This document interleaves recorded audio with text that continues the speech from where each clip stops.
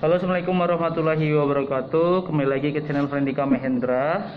Oke, di sini saya bersama dengan sahabat saya yaitu ada Wendra. Kita bakal tanya-tanya sedikit nanti karena beliau ini baru lolos tes PNS-nya. Jadi nanti kita kuras informasi dari beliau ya. Oke, silakan untuk Bang Wendra memperkenalkan diri. Perkenalan ya. Nama Wendra Hardi. Kalau asal dari Bengkulu, jadi di sini ini yang merantau. Jadi anak rantauan. Oh, jadi anak rantauan dulu, jauh dari orang tua biar belajar mandiri kan. Terus Lagi Pak. Jurusan S1-nya? Jurusan R1 kemarin hukum, ngambil Hukum. Fakultas Hukum, Ilmu Hukum. Kalau konsentrasinya sih di hukum perdata. Hukum perdata. Ya. Jadi, apa aja sih jurusan di hukum Unila gitu? Konsentrasinya ada apa aja?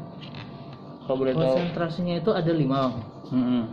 1 pidana, Mm-mm. perdata, ada HAN, administrasi negara, Mm-mm. terus ada HTN, tata negara, Tata negara, sama ada HI, HI, hukum internasional. Hukum internasional. Internasional. Oke. Terus ini kita mau ngobrol-ngobrol ringan aja sih. Jadi teman-teman di rumah nanti mungkin bisa menyimak. Lalu nanti kalau ada pertanyaan kalian sendiri di luar pertanyaan hari ini, nanti silakan bisa tanyakan langsung ke Bang Wendra, mungkin melalui email. Di Mungkin komen, lihat email ya. di komen saya. Oh, di komen saja ya. Biar nanti diwakilkan sama Bang Fren kan nanyanya. boleh ya. Jadi setelah lulus S1 nih, kenapa waktu itu Bang Wendra memilih untuk S2? Kalau ditanya milih sih bingung juga. Karena kemarin itu ya Bang, setelah S1, jujur aja setelah S1 itu pasti prospek pertama itu cari kerja. Iya. Karena secara umur kita udah ngomong udah dewasa lah. Iya. Udah seharusnya kita lepas dari orang tua. Cuma emang bukan sekedar bohongan kalau emang cari kerja itu susah. Iya. Kalaupun cuma berlandaskan pada ijazah S1, bukannya gua apa sih sombong atau gimana kayak gitu, enggak, cuma emang kayak gitu faktanya. Iya, faktanya memang di lapangan seperti itu susah banget gitu ya. Susah benar ini itu. Daftar kerja ya. Susah benar daftar kerja untuk lulusan S1 IPA-nya itu ya. Kita beneran bersaing di antara 1000 orang itu, kita beneran bersaing, anggap saja seperti itu. Iya. Nah, terus lanjut dari S2 itu karena setelah beberapa bulan kan emang belum dapat kerja. Iya. Dipanggil sih emang udah ada. Terus dari orang tua emang sebelum cari-cari kerja kayak gitu udah ngomong lanjut jadi S2. Jadi didukung sama orang tua. Orang tua masih sanggup kayak gitu. Orang tua masih sanggup. Kalau kamu masih ada niat mau belajar, lanjut aja. Nah, tapi ya sebagai yang pertama sebagai anak laki, udah umur ya 20, udah dewasa lah kita ngomong, pasti pikiran pertama, aduh jangan sampai ini lagi lah, jangan sampai sama orang tua lagi lah. Iya. Nah itu, dan ternyata setelah berapa kali pas benar sampai pembukaan pendaftaran S2 itu belum juga belum juga dapat kerjaan, akhirnya oh ya udah, lanjut aja. Mau berarti emang bukan pesimis nggak diterima kerja, tapi emang jalannya lagi disuruh ke lanjut, emang jalannya bener. Udah, akhirnya daftar dulu S2, ngikutin sembari cari kerja kayak gitu. Terus untuk ditolak kerja nih, berapa perusahaan pasca dari S1 nih? Jangan lah, malu lah. Malu. Nggak, soalnya saya juga sempat ditolak beberapa perusahaan juga sih gitu. Jadi kalau ditolak beberapa perusahaan sih nggak tahu ya Bang. Karena kan emang sistem sekarang itu kan online. Jadi apli kerja kayak gitu via online semua. Dan yang manggil kita itu ya bisa dihitung lah sama jari. Bisa dihitung lah sama jari pokoknya. Tapi walaupun bisa dihitung sama jari itu, ya itu tadi masih ada saingannya. Saingannya luar biasa. Emang gitu saingannya ya. luar biasa Luar biasa banyak. Terus lapangan pekerjaannya juga terbatas gitu kan bener. ya. Saya ngalamin sih, saya ngalamin ini bener, dari kerja juga. Itu aja kadang apa ya, anggap saja setelah kita dipanggil wawancara itu, anggap saja mungkin yang dipanggil ya berapa puluh lah, berapa belas lah mungkin, dan yang Belasan terima orang itu ya. cuma satu, dan itu pun ya itulah saingannya ini, persaingannya ketat benar. Saya pernah juga daftar kerja itu belasan ribu, yang diambil cuma 5 orang. Jadi memang luar biasa, emang saingannya luar biasa gitu. Emang kayak gitu. Jadi kalau diomong berapa kali pernah ditolak sih nggak bisa jawab. Tapi kalau berapa kali ngelamar kerja ya, gua akuin mungkin ya lebih dari 100 itu. Lebih 100 kali. Ada 100 kali. Jadi kamu nggak cuma diem aja, ternyata kamu ada usahanya buat Iyalah, apply kerja pasti gitu ya. Itu sebelum ini ya, sebelum daftar S2. Sebelum daftar S2 itu Sebelum daftar aja. S2. Kalau nggak salah jeda antara daftar S2 sama jeda saya gue lulus itu mungkin 5 bulan 4 bulan. Jadi selama 5 bulan 4 bulan. ya 5 bulan 4 bulan. Jadi selama jeda itu Daftar terus gitu. mulai gencar daftar terus. Oke. Terus nih ya, pertanyaan berikutnya, berapa kali, kan ini udah daftar PNS kemarin gitu. Ya. Itu apakah kelulusan tes PNS kemarin itu yang pertama kali atau sebelumnya udah pernah daftar PNS? Pertama kali benar orang. Itu kemarin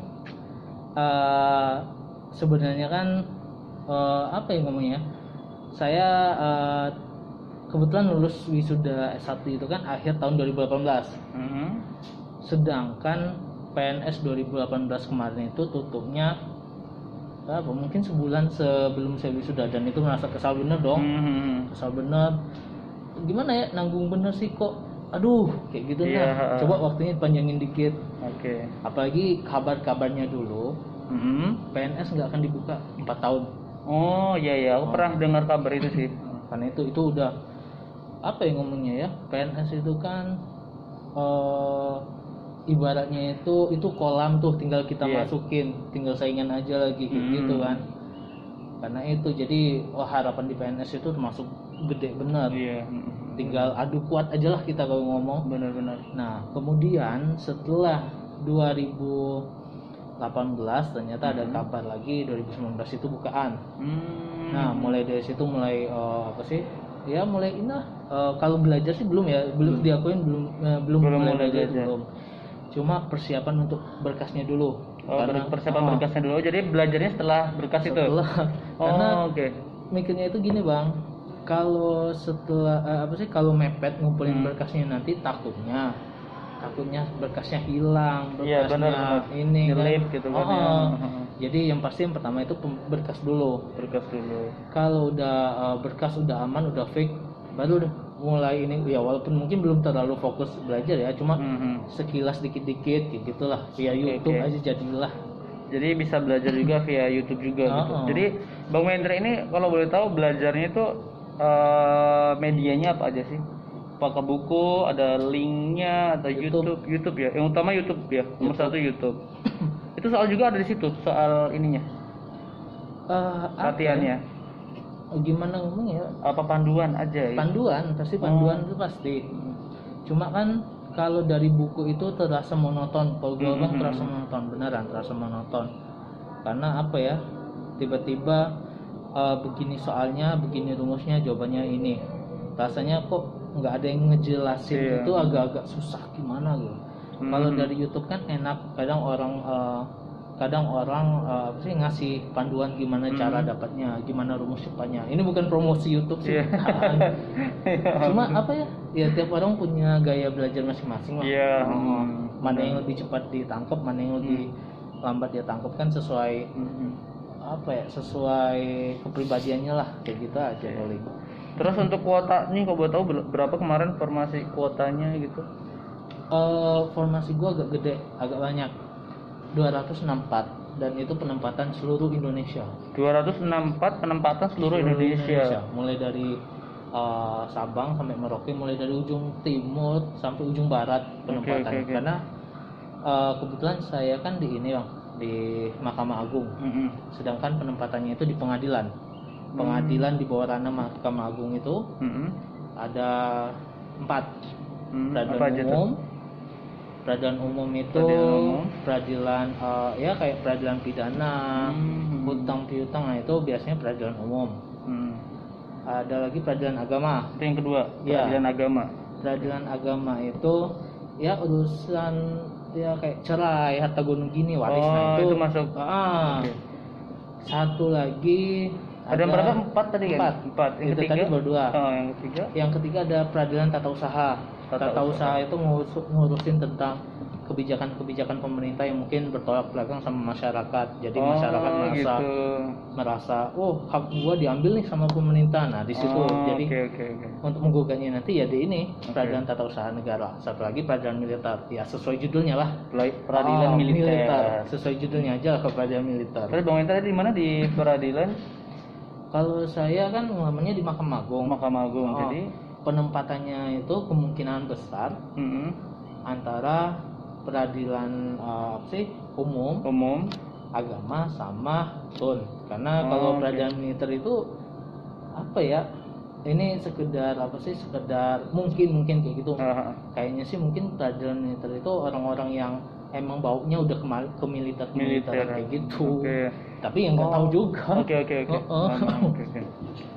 Oke, selanjutnya jadi ada 264 tadi ya. 262 orang, lalu itu pendaftarnya tahu nggak jumlah pendaftarnya berapa di 12 kira-kira aja 13 ribu 13 ribuan lah ya dari awal 12-13 ribu yang diterima, yang diambil 262. Ini cukup berat juga sih sebenarnya. Berat. Ini berat banget ini. Berat banget. Gimana? Karena kan konsepnya itu kan semakin banyak peluang, semakin banyak juga orang daftar. Iya, benar. Kayak gitu. Iya, benar. Terus selanjutnya nih, tadi kan udah persiapan tesnya, terus kalau boleh tahu nih belajarnya itu apa aja sih yang perlu dipelajari? Jadi mungkin teman-teman di luar sana pingin tahu sih belajar waktu di bidangnya Bang Wendra ini kan hukum. Jadi belajarnya apa aja sih Bang gitu? Untuk PNS tesnya PNS itu kemarin yang pertama untuk yang kemarin itu ada 2 sesi Bang. Satu SKD itu seleksi kompetensi dasar. Ya ibarat kita ngomong itu tentang logika, nalar kita, nah kayak gitu lah. Jadi sebar-sebarin dasar, pertanyaan dasar. Terus ada juga pengetahuan tentang kebangsaan, seperti Pancasila. Dan itu gitu. Bang Wendra belajarnya di YouTube semua? Iya.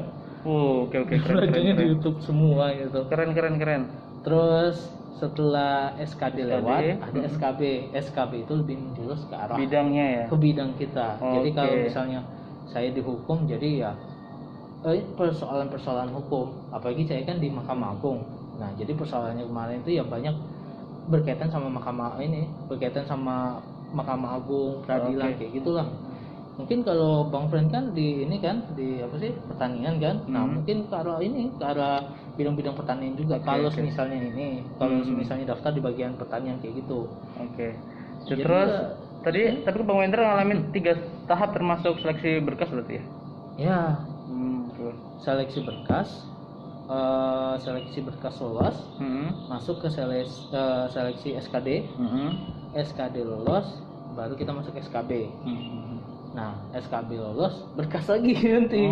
Pemberkasan lagi. Ada pemberkasan lagi? Ada, tapi itu pemberkasan Pemberkasan untuk SK nanti lah, kayak gitu intinya. Oke.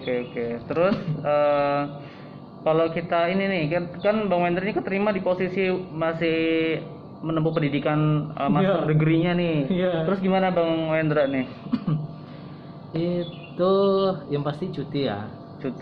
Memilih cuti ya?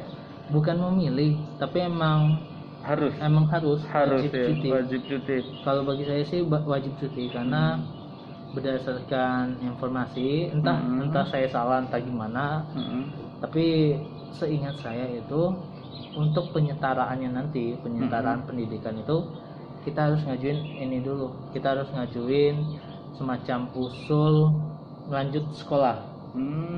Jadi karena itu harus diajukan dulu, maka mau nggak mau kita harus cuti dulu. karena kan status sekarang ini kan belum PNS tapi masih CPNS. Nanti mungkin karena kan saya nggak tahu juga ya gimana ininya nanti sistemnya nanti, yang pasti mungkin katanya setelah pengangkatan baru kita ini ngajuin ini usul lanjut sekolah. Jadi mau nggak mau harus ini cuti dulu. Tapi kok cuti setahun cukup kira-kira? Insya Allah cukup kan? Cukup ya? Insya Allah cukup. Kirain mau nambah 1,5 tahun gitu. Iya. Kalau seandainya belum dilatih. Kalau enggak, lantik setahun ya? Katanya sih kabar dari senior, katanya dilantik itu setahun kemudian. Oke. Karena itu, jadi ya mau nggak mau ya cuti, ngambil cuti dulu. Ya mumpung ada cuti ya santai-santai dulu, nanti baru kan. Oke, benar. Benar. Oke, jadi itu jawabannya sangat luar biasa, memotivasi banget buat teman-teman. Jangan sampai ini ya menyerah di luar sana. Jadi nanti kita lanjut lagi ngobrolnya di sesi kedua.